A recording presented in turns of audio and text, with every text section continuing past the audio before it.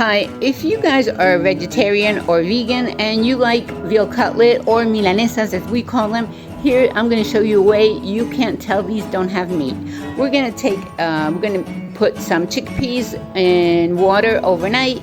Then we're going to cook it, and once they're very soft, we're going to put 1.5 cups in the food processor, and we're going to add garlic and some half a cup of soy sauce. We're going to process it, and then we're just going to add pure gluten flour.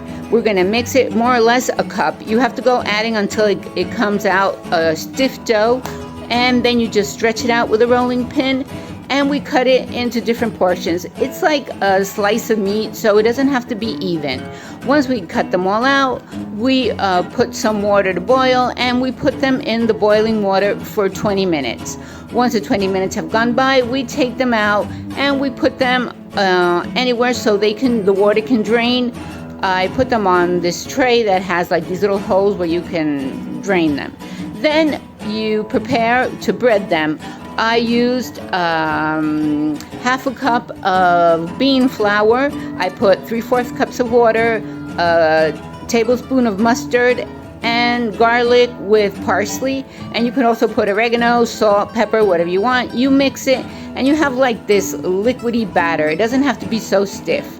And then you just put breadcrumbs. I put some oatmeal in it, and then I just got these meat-like slices, and I put them here. If you're vegetarian, you can put them in egg. You just beat an egg and just pass it through the egg, and then you just put the bread on top of it. You press it, and that's it. They're done. And to cook them, we just put them on a pan with a little bit of oil. You could put them in the oven or the air fryer, whatever you want. I put them on a pan with a little bit of oil, 5 minutes on one side, 5 minutes on the other side, and there they are.